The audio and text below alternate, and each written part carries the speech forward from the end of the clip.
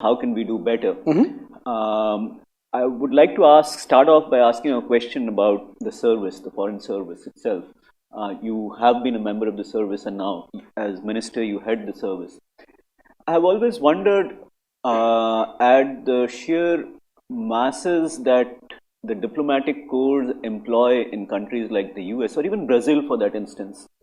A country of 200 million people has maybe twice the number of diplomats that India has in the field. So, in a sense, we are in a sense not do not have the mass that one requires to be able to carry things forward in a on a larger scale than has been the case so far. It's not that we have not been doing a good job. However, how do you see that playing out? When the US has like 8,000 plus diplomats and India is fielding, I don't know, 800, 900,000, or China has 170 missions and we're at like 125 and so on. So do you see that playing out? Well, I can give you answers at multiple levels. First of all, I like the idea of having more people, and I hope you can advocate this so that I can persuade the finance minister that I have a good case.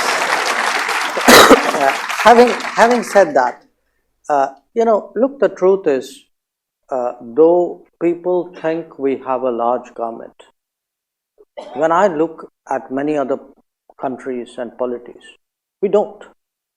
It's not just that our diplomats are thinner on the ground. Our police people are thin on the ground. Our administrators are thin on the ground. Our doctors and hospital administrators. So pretty much any part of the state and the state apparatus, I think we have not grown commensurately to the demands of the economy and society. So in diplomacy, I'm facing what is also a general problem. Having said that, I would say, okay, there's a third angle to it. See, we, in an interesting way, we undercount. We as a bureaucracy, we're quite rigid. Okay, so what happens? We categorize people, and we say, this person is a diplomat, and that person is support staff, not a diplomat. So the way we do the bean counting, we narrow the number of people we categorize as diplomats. If you look at a lot of other countries, people we do not categorize as diplomats are categorized by them as diplomats. So there is a lot of truth in what you say. I honestly believe that there should be more diplomats, but I honestly believe there should be more people in other government services as well. I accept the maxim that we should have,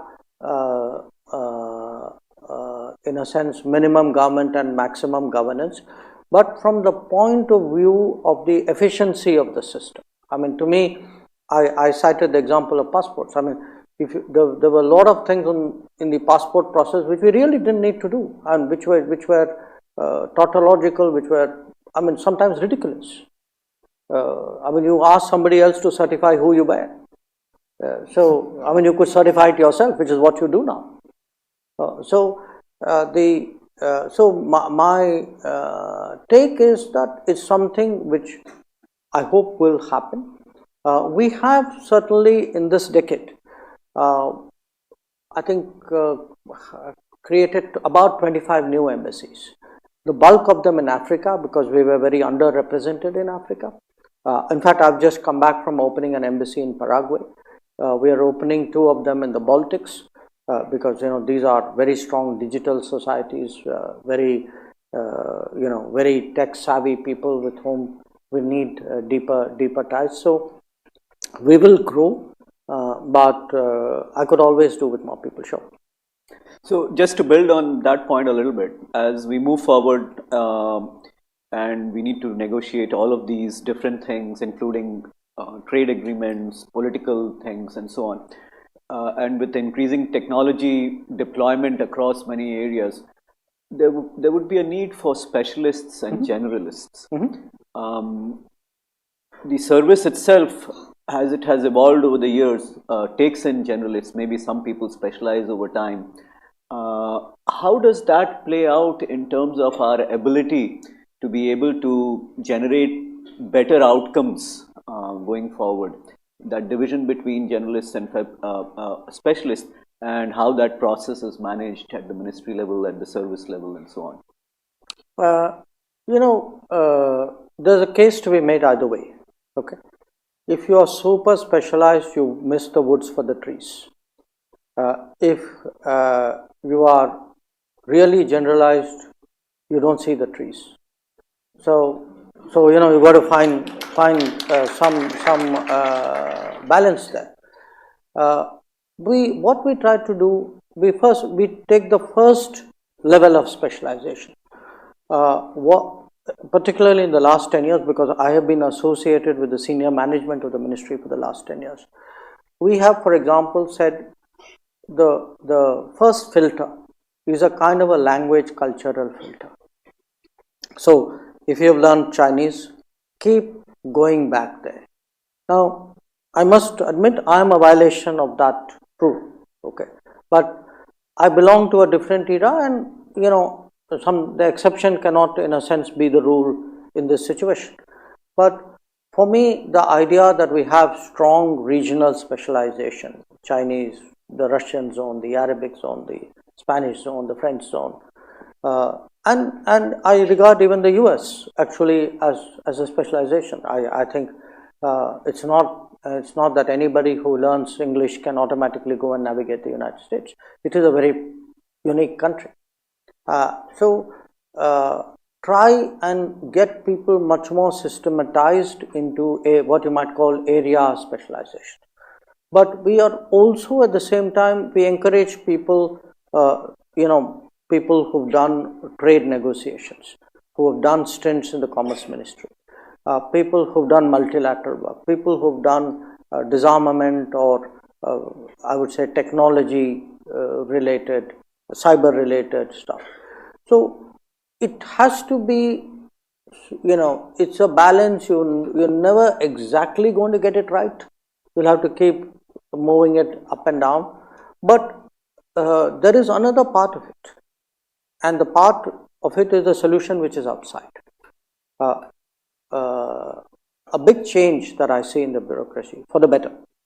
By the way, I see a lot of other changes also for the better.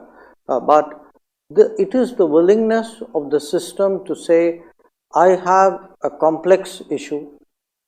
The domain expertise is in some institute, in some other organization. It may not be within my narrow silo. And I am prepared to go out there, ask them, harness them, bring them in.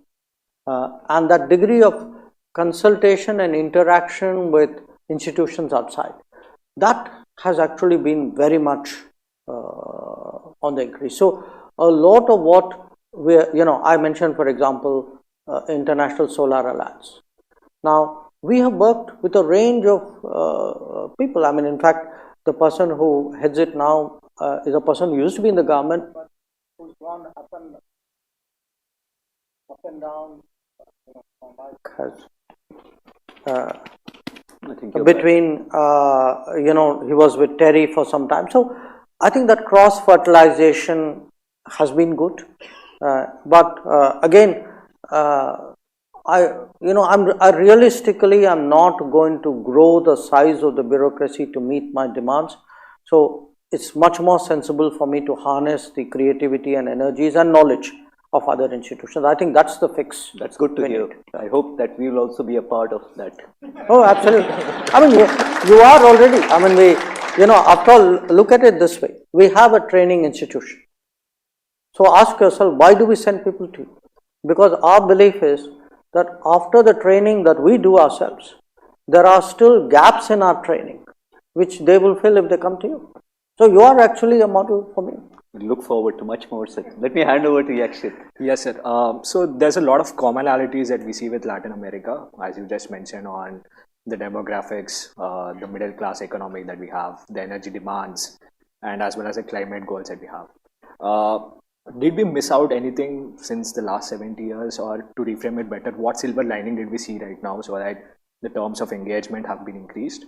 And do you think, are there any kind of synergy that you think can be implied in entering Africa as well from the learnings that we have from Latin America?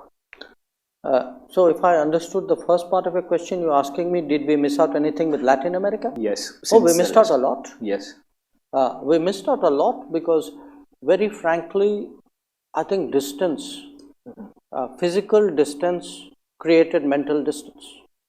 You would be surprised sometimes at the questions which are asked at either end about the other end. I would still argue that there are big gaps out there. But what has changed, of course, is because we are, communication, information is much more available today, and trade has also become more global. So, it's interesting. I spoke about edible oil. So, we in fact import two kinds of oils from Latin America: oil for the stomach, but also oil for the cars. Now, in the old days, people would have said, getting oil from Mexico or Brazil or Guyana, it's so far away, it doesn't make any sense. That's no longer true. So, the logistics component of transaction has got so manageable today. So, all this is part of a globalizing world.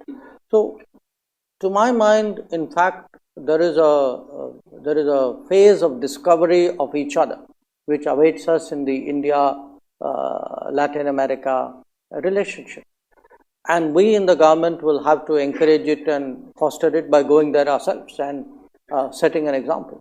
But I do see in many ways, the sort of trade leads the flag here. That I see Indian businesses there. I could see in mining and metals, in power transmission, in agriculture, in seeds, in chemicals, in IT. Indian businesses are there, and sometimes they're in fairly substantial numbers. But there are still big gaps, and I think that's one region we really need to play catch up. In the case of Africa, we have a kind of a pervasive footprint because almost every African country, first of all, has an Indian community historically, but the question is, how do you deepen that? How do you take a presence and make it into something more substantive? We have especially after a big Africa summit we had in 2015, we have really stepped up our commitments in terms of projects, in terms of training, exchanges with Africa. And as I said, we've opened 18 new embassies in Africa. So today we would be among the countries which have a very intensive Africa presence. The challenge for that again is, how do you translate that into business? And that is happening, because again, if you look at the export figures the year which is just over, we had set a goal of $400 billion. We exceeded that, but a large part of that growth is actually also coming out of of Africa and Latin America, which were previously kind of taken very lightly. So there is scope there to grow, because for us these are relatively unexplored markets. So what message do we have to offer for the G20 presidency that we are taking up? It's honestly a bit early in the day, because the baton kind of still hasn't been handed over to us. The summit will be in November in Indonesia, and we have to see how that summit fares before we sort of take over the responsibility. And the reason why I'm cautious here is not because I want to be dodgy about it. There are genuine challenges right now given the polarization of the world. And I think in particular how the repercussions of the Ukraine conflict are playing out in different forums, in different domains, this has become a very big concern. So, in the current stage of volatility, to me, 3 months would be a long way off to predict. I would therefore hesitate. But if I were to do a little bit of forecasting, there's no doubt today energy security is a huge concern for people. I mean, if the price of oil has effectively doubled, it's really hurting a lot of economies, and I mean it's hurting everybody. But it's one thing to be $50,000-$60,000 per capita. It's another thing to be $2,000 per capita. At $2,000 per capita, you don't have the margins really to take that kind of pain. We've also seen it reflect in food inflation. So that also is a cause of concern, not just inflation, shortages as well, and disruptions of various kinds. So trade is getting disrupted. Commodities of various kinds, their availability, and therefore their prices are getting harder to predict.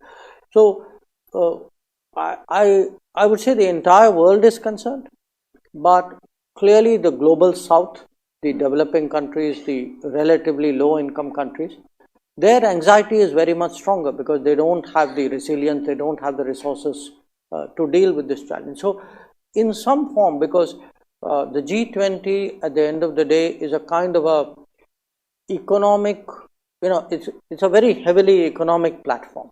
It's an economic developmental platform which then gets into politics from time to time. But it's not primarily it's not a security platform. It's I think these concerns about the stresses, the debt situation. I mean, 2-3 years of COVID, and then the Ukraine issue coming on top of it, and then in many cases climate change is coming on top of it. So I mean, you're really getting every possible stress hitting you at the same time. I think, to my mind, in some form, these concerns would be foremost in the mind of people who would be meeting. So Yakshit heads up our public policy group. He's a PGP2 student. I should also share with you that we now have a JSW School of Public Policy, where we are trying to build connections with policymakers and increase the range of interactions that we have with various governments in the country. Since we are kind of running a little bit short on time, I think maybe it's time to open it up for the audience to ask some questions. So let's go with a few. Do we have a mic that can go around? So over there.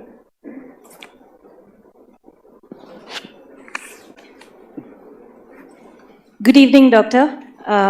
My question today is in regards to our Indian media, which is clearly struggling with TRPs every day when we watch the news. News today is clearly very biased and more often than not scripted to put out an image of India that is in sync with the colonial mindset.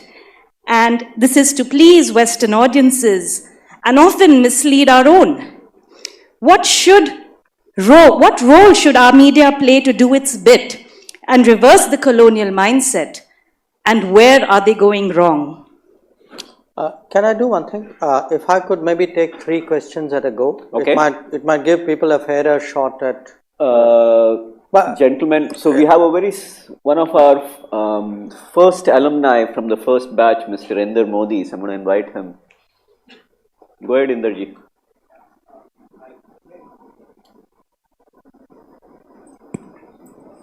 Sir, you mentioned about rising exports, and you also indicated that the imports have been even more rising much faster. As a result, our trade deficit has been increasing month on month, and therefore the rupee value against dollar has gone down from 70 rupees to 80 rupees a dollar. So, do you think we have something more to do in various ways so that the rupee value doesn't go further from 80 to say 100? Thank you. And one more, maybe from the back over there. Sir, I have a question for you. Considering the dragon that we have besides us, China, we have had a love-hate relationship with them. So, what is India's take? Considering recently you said that we have to work jointly and closely if it has to be a decade of India, not a century of Asia. So, on the one hand, we want to cooperate with them, but on the other hand, they are showing ulterior motives. So, what should India's take be in such a situation? Okay, thank you. Well, let me start with the media there.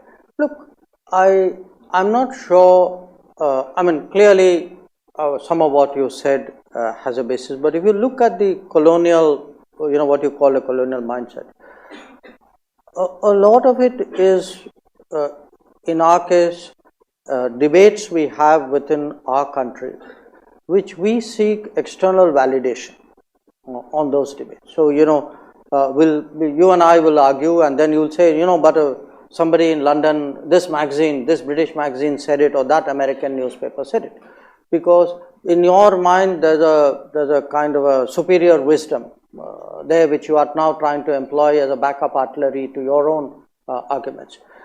My sense is, this is having less and less impact. If you look at how people react, how policy reacts, how even the media reacts. I mean, often people say, well, okay, they may say this, but you shrug your shoulders and you move on. I think what we have seen in the last 20, 30 years is a broader distribution of economic capability in the world. After a lag of about 15 years, that was reflected in a distribution of political influence. Today, I think the challenge is, in a sense, a kind of a cultural, intellectual rebalancing, which follows a phase of economic rebalancing and political rebalancing, which is one of the reasons why actually the Prime Minister on August 15th, said that we need to put that mindset behind us. I mean, it's a mindset issue. It's not an issue of whether I speak to you in English or not. I mean, I can speak to you, if you'd like, in some other language too. It's the thinking which we are verbalizing, which is a issue of concern. My own feeling is, the more I look at any institution, any gathering of people, and try to ask myself, how would the same gathering have been 30 years ago, 50 years ago? And I would urge you to ask yourself that question. And I promise you the answer is, we are far more diverse. We are, in that sense, actually far more democratic. And my ultimate proof of this is the Indian cricket team. You take the Indian cricket team and look at where the Indian cricket team, the origins, the cities they came from, their backgrounds. What were they, say, in 1960? What are they in 2020? And that, to me, would be a very illustrative example. On the issue of deficit and currency, first of all, I'm not an economist, but my common sense understanding of global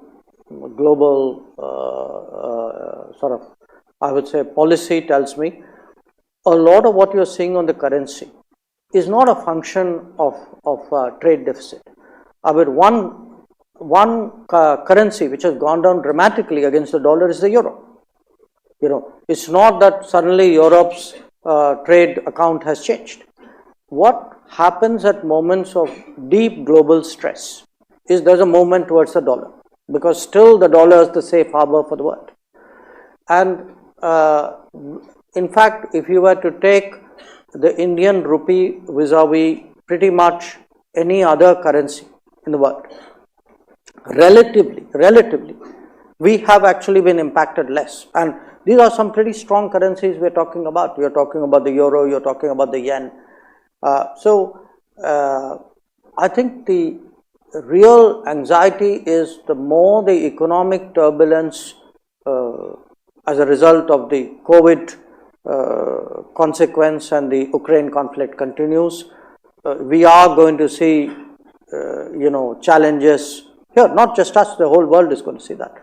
With regard to the trade deficit, there are two parts to it. One part of it is at a certain stage of development, you are going to import more. It's not just us, everybody in that stage of development has done it. But we are also to blame because we did 20-25 years of globalization where we did not think in terms of developing our supply chains domestically in the way in which we should have, in the way which other countries did. I mean, if you look at a China, Japan, or Korea, a lot of them actually supported their SMEs during the period of growth. In fact, we exposed them to international competition of the most unfair kind. And for us today to say, well, why are we importing more? We're importing more because we neglected sectors of our economy, which we are now trying to rectify. I mean, the whole idea of Atmanirbhar Bharat is that, which is that, we have a primary obligation to our own businesses. And every other country does. We were one of the few who give other countries not just a level playing field in our economy, in many cases their advantages, including non-market advantages which they have, we allow that to play out in our economy. So that is the correction which we are trying to today bring about. And last issue, how do you work with China? Well, I guess this one led to that automatically.